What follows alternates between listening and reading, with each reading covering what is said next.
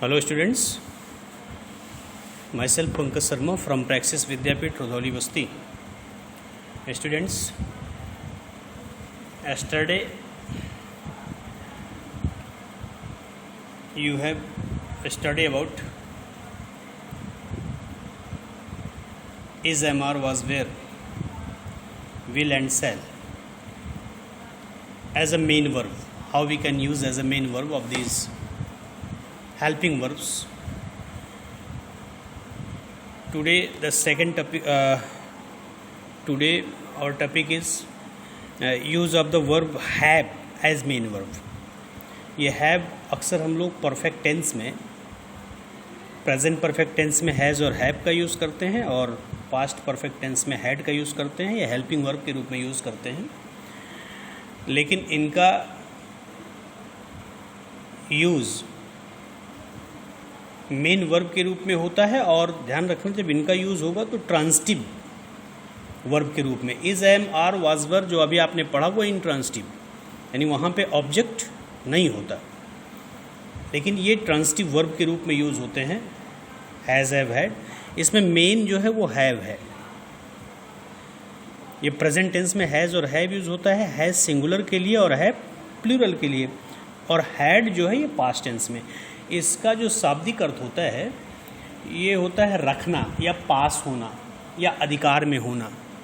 कोई चीज़ अपने पास में होना, कोई चीज़ अपने अधिकार में होना या रखना.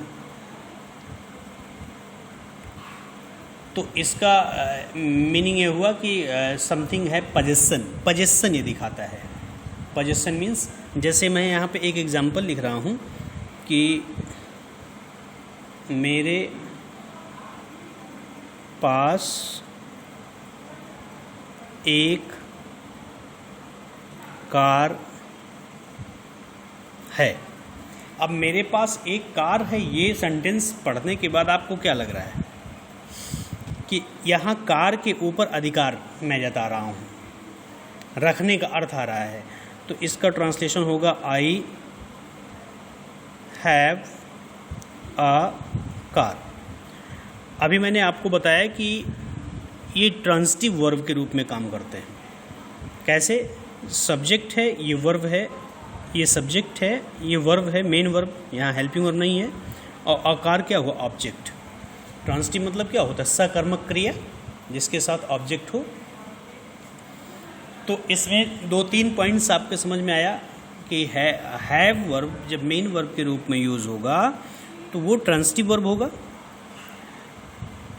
सेकंड, इसका जो यूज़ होता है वो पजेशन के मीनिंग में होता है, पजेशन के सेंस में होता है. थर्ड, इसके 3 रूप हैं. प्रेजेंट टेंस में हैज़ और हैव का यूज़ करते हैं. हैज़ सिंगुलर सब्जेक्ट के साथ यूज़ होता है, हैव प्लूरल सब्जेक्ट के साथ यूज़ होता है, और हैड पास्ट टेंस में सिंगुलर और प्लूरल के साथ प्रयोग किया जाता है. अब इसके अंतर्गत हम लेते हैं अफर्मेटिव. क्या लेते हैं? अफर्मेटिव. Affirmative sentence.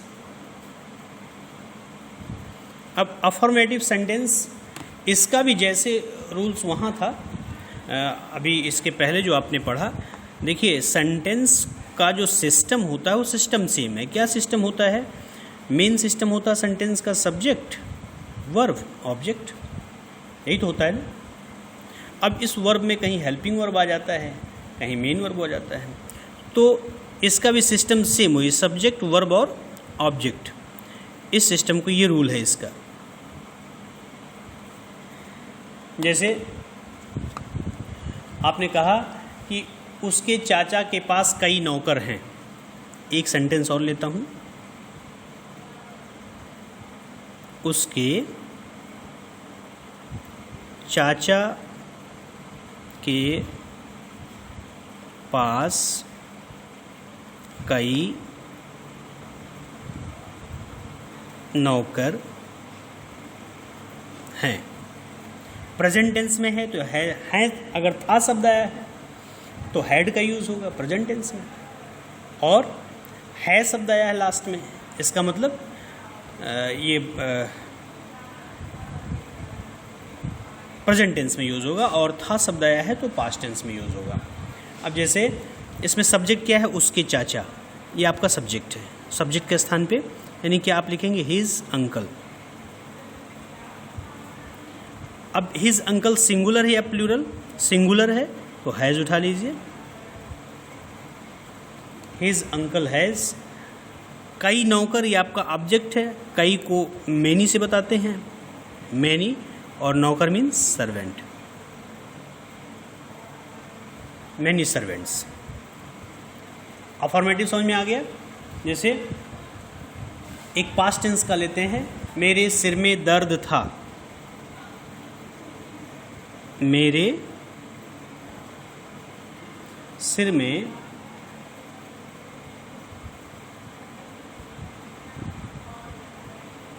दर्द था।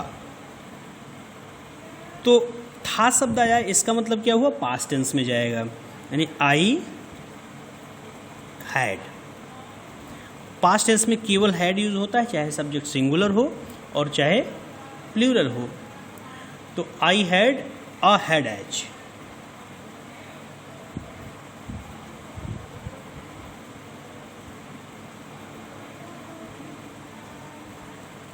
समझ में आया? तो इसके कुछ एक्सरसाइज मैं आपको दे रहा हूँ अफर्मेटिव के। ये अफर्मेटिव, अभी इस एक्सरसाइज के बाद हम लोग नेगेटिव देखेंगे। एक्सरसाइज पे आते हैं, जो आपको करना है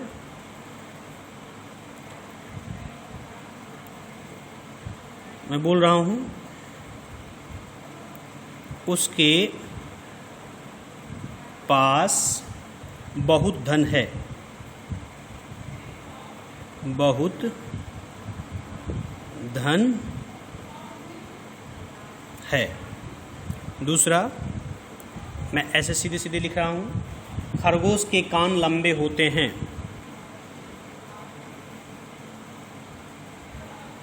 खरगोश के कान लंबे होते हैं। थर्ड सेंटेंस, मेरे दांत में पीड़ा है, मेरे दांत में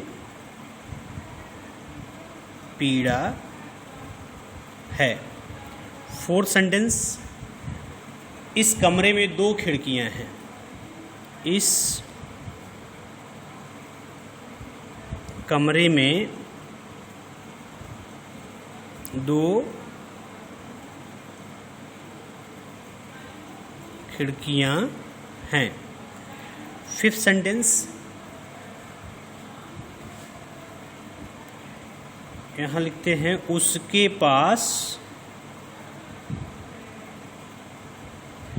कीमती, देखिए सेंटेंस थोड़ा सा बड़ा हो रहा है, ऊनी स्वेटर है।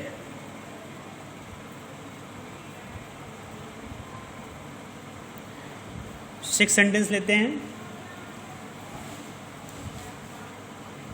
1 घंटे में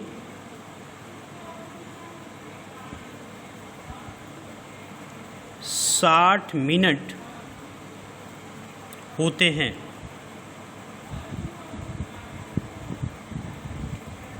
एक घंटे में 60 मिनट होते हैं। नेक्स्ट सेंटेंस,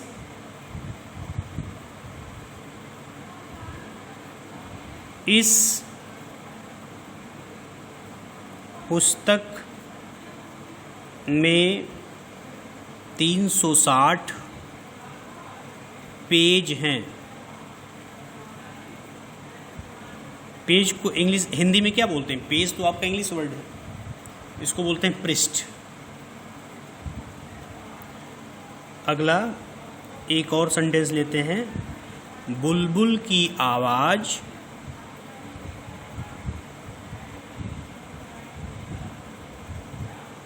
बुलबुल की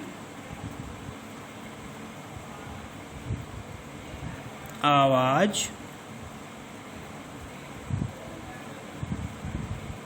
मीठी होती है।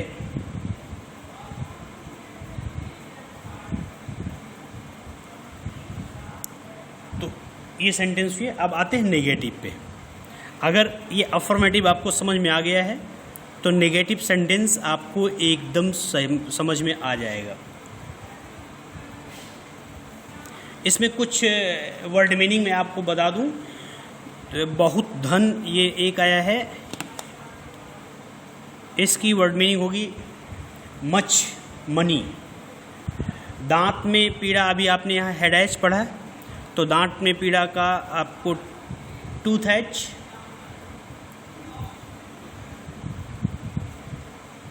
कीमती ऊनी स्वेटर, कीमती का मतलब क्या, एक्सपेंसिव, और ऊनी का ऊलन, स्वेटर का स्वेटर कर सकते हैं, या आप कर सकते हैं एक्सपेंसिव पुलोवर। एक्सपेंसिव कीमती ऊनी स्वेटर को आप एक्सपेंसिव पुलोवर भी बोल सकते हैं। बुलबुल को नाइटिंगेल बोलते हैं। बुलबुल को क्या बोलते हैं, नाइटिंगेल। नाइटिंगेल की स्पेलिंग मैं आपको बता रहा हूँ, NIGHT, नाइट, IN, इसी में INGALE, नाइटिंगेल हो गया। आ रहा बात समझ में। अब इसी को हम नेगेटिव में लेते हैं। नेगेटिव में क्या होगा, नेगेटिव का रूल देखिए क्या होता है। इसका रूल आप बनाएं, नेगेटिव में वही नॉट लग जाता है, यानी सबसे पहले सब्जेक्ट प्लस हैव। अब हैव का मतलब क्या हुआ, हैज़, हैव, हैड, जो भी आ जाए वो तो आपके सेंटेंस, प्लस नॉट को दो तरीके से, नो और नॉट, दो तरीके से यूज़ करते हैं, प्लस ऑब्जेक्ट। ये सिचुएशन बताएगा कि कैसे इसका यूज़ करते हैं। जैसे एग्जाम्पल पे आते हैं, तुम्हारी कोई समस्या नहीं है। मान लो एक एग्जाम्पल लेते हैं, तुम्हारी कोई समस्या नहीं है। अब यहाँ पे देखो, अगर ये होता कि तुम्हारी कोई समस्या है, ट्रांसलेशन करने का तरीका बता रहा हूँ, तो ये नहीं वर्ड को एक क्षण के लिए भूल जाओ आप। तुम्हारी कोई समस्या है तो इसको बना दो यू हैव अ प्रॉब्लम।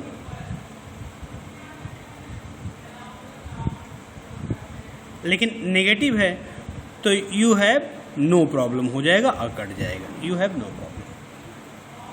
आ रही बात समझ में। उनको मेरा मकान ढूंढने में कोई कठिनाई नहीं हुई। थोड़ा सा बड़ा सेंटेंस लेते हैं, उनको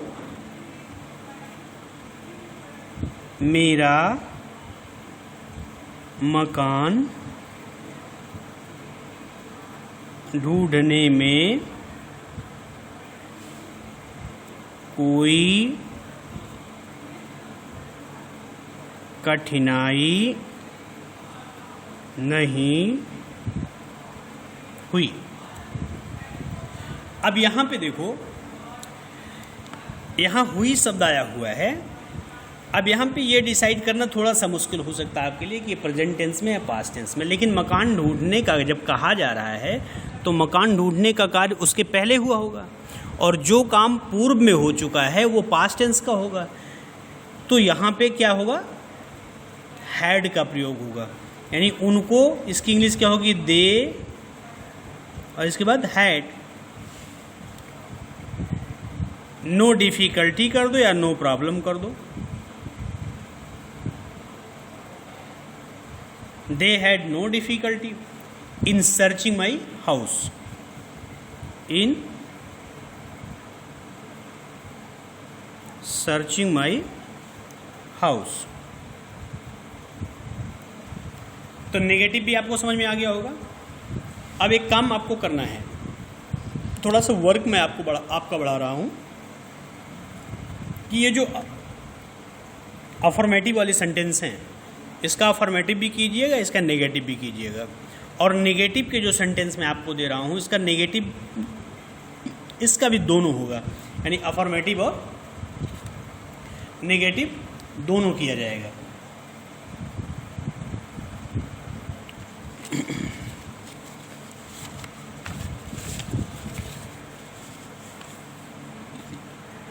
मैं ये सेंटेंस बोल रहा हूँ नेगेटिव की एक्सरसाइज के, और उसे ध्यान से आप सुनिए। मैं यहाँ लिख नहीं रहा हूँ, मैं आराम से बोल रहा हूँ, उसे आप वीडियो में देखेंगे तो वो सेंटेंस आपको क्लियर हो जाएंगे। जैसे फर्स्ट सेंटेंस में बोल रहा हूँ, उनके पास कोई धन नहीं है। यही सेंटेंस फिर मैं बोल रहा हूँ, ये जो अभी आपने पढ़ा है, उनके पास बहुत धन है, इसी को मैंने नेगेटिव में चेंज कर दिया कि उनके पास कोई धन नहीं है। क्या हो जाएगा? उनके पास कोई धन नहीं है। ठीक है, इसको आप कर सकते हैं, खरगोश के कान लंबे नहीं होते हैं, मेरे दांत में पीड़ा नहीं है, इस कमरे में 2 खिड़कियां हैं, तो इस कमरे में 2 खिड़कियां नहीं हैं। ये ऐसे कर देंगे। अगला सेंटेंस बोलता हूँ, उसके चाचा के पास कोई नौकर नहीं है। उसके चाचा के पास कोई नौकर नहीं है। थर्ड सेंटेंस आप ध्यान से सुनिए, मुझे सिनेमा का कोई शौक नहीं था। मुझे सिनेमा का कोई शौक नहीं था। फोर्थ सेंटेंस, उसके पास कोई संतान नहीं थी। उसके पास कोई संतान नहीं थी। अगला, उसे कोई अक्ल नहीं है। उसे कोई अक्ल नहीं है। अगला सेंटेंस, उसके उत्तीर्ण होने की कोई आशा नहीं है। उसके उत्तीर्ण होने की कोई आशा नहीं है। नेक्स्ट, अभी मुझे भूख नहीं है। अभी मुझे भूख नहीं है।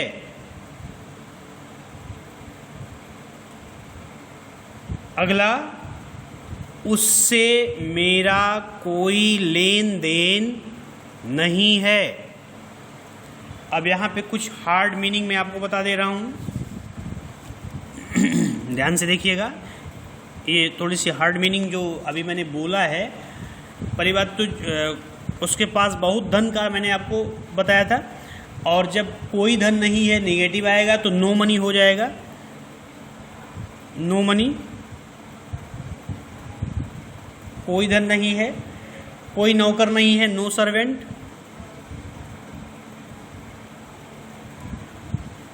कोई शौक नहीं है या शौक नहीं था तो नो इंटरेस्ट।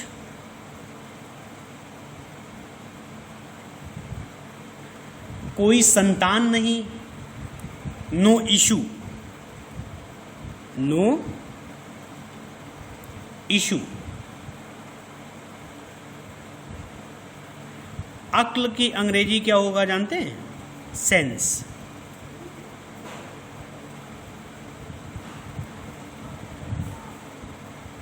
और लेन देन की इंग्लिश होगी डीलिंग।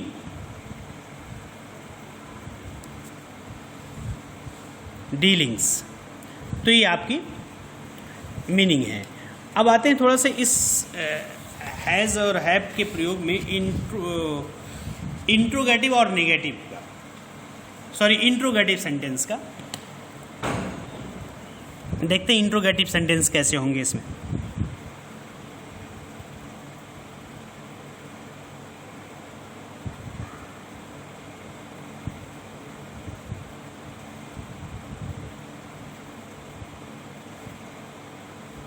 अगर इंट्रोगेटिव आपको समझ में आ गया तो इंट्रोगेटिव नेगेटिव समझ में आ जाएगा।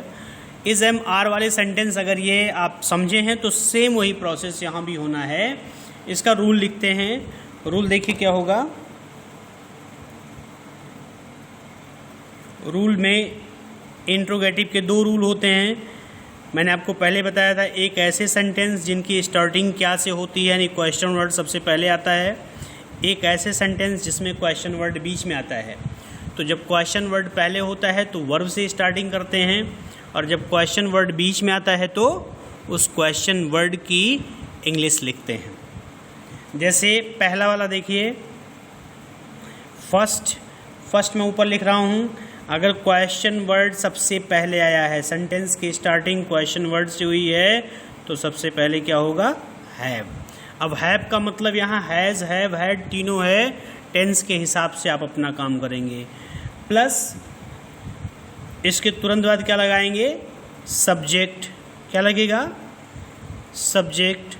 इसके तुरंत बाद फिर क्या आएगा? ऑब्जेक्ट। प्लस अगर कुछ और है, कॉम्प्लीमेंट भी आ जाए तो कॉम्प्लीमेंट भी लगेगा, और फिर मार्क ऑफ इंट्रोगेशन। आ गया समझ में?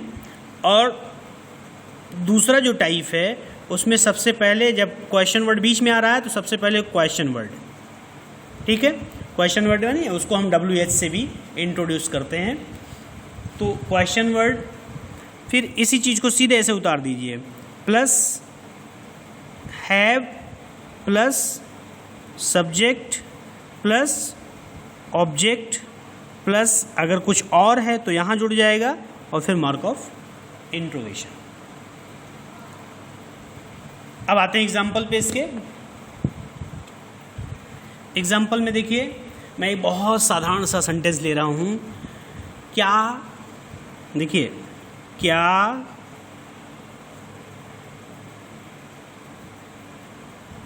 तुम्हें जुकाम है?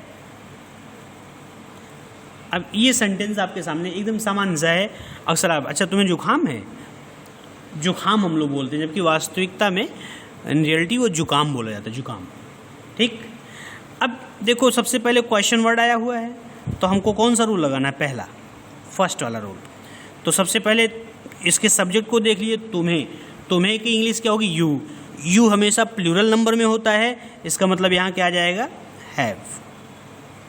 सब्जेक्ट क्या है? तुम्हें, यानी यू, हैव यू। और जुकाम को क्या बोलते हैं? कोल्ड। तो have you a cold, mark of interrogation.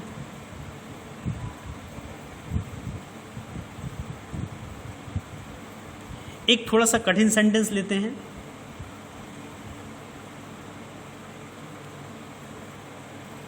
थोड़ा सा समझने की जरूरत है।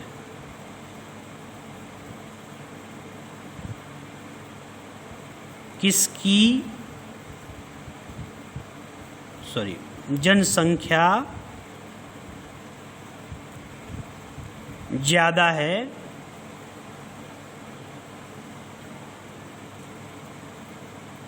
भारत की या चीन की?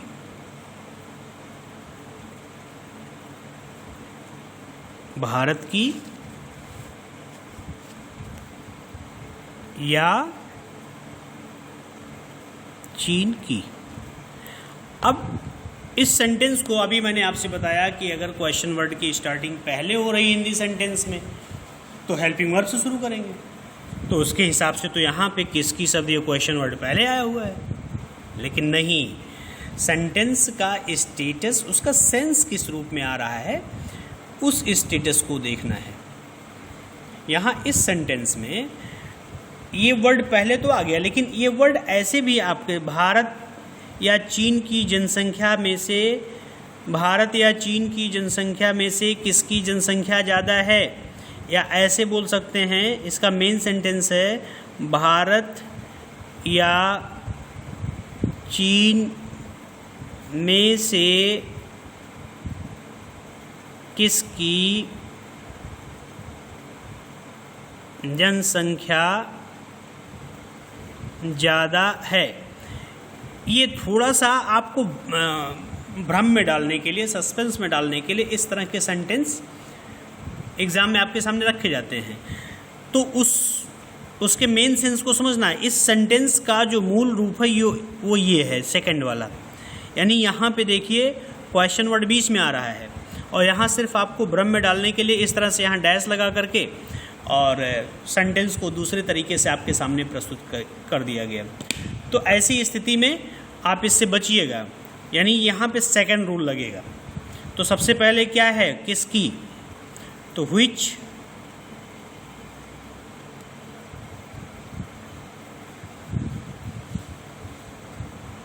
हैज़ more population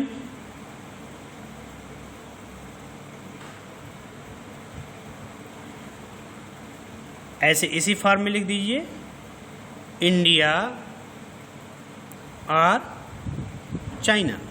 आप इसको ऐसे भी कर सकते हैं,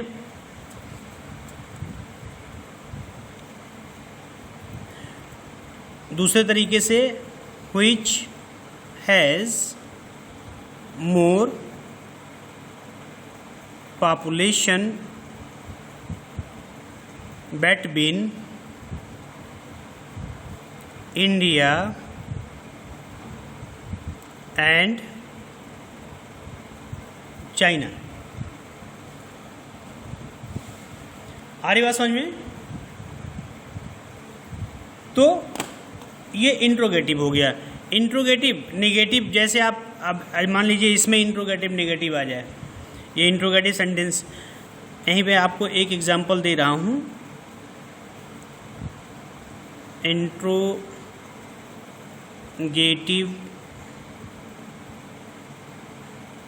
नेगेटिव। अब मान लो इसी सेंटेंस को, हैव यू कोल्ड, क्या तुम्हें जुकाम नहीं है, मान लो यहाँ ऐसे कर दिया जाए, तो इसका क्या होगा, have you know cold, interrogative negative हो गया। यानी सब्जेक्ट के तुरंत बाद क्या, नेगेशन लगा दो, नो या नॉट। आ रही बात समझ में? तो ये चीज़ें आपको क्लियर होनी चाहिए। और इससे रिलेटेड भी एक्सरसाइज मैं आपको दे रहा हूँ, वो एक्सरसाइज आप अपने नोटबुक में करेंगे, कहीं कोई दिक्कत आएगी तो उसे आप पूछेंगे। जैसे पहला सेंटेंस मैं लिख रहा हूँ, क्या तुम्हारे पास 5 रुपए की नोट है। ये मार्क ऑफ इंट्रोगेशन होगा। दूसरा, क्या गाय की पूंछ लंबी होती है, मार्क ऑफ इंट्रोगेशन। थर्ड, क्या अजय के सिर पर टोपी नहीं है, नेगेटिव भी दे रहा हूँ इसी में, टोपी नहीं है, मार्क ऑफ इंट्रोगेशन। फोर्थ, क्या आपकी कल छुट्टी थी, क्या आपकी कल छुट्टी थी। फिफ्थ, क्या आपके पास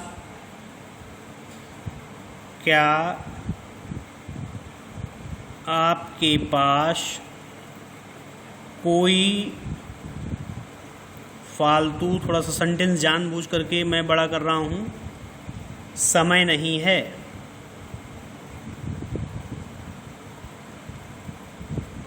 सिक्स्थ,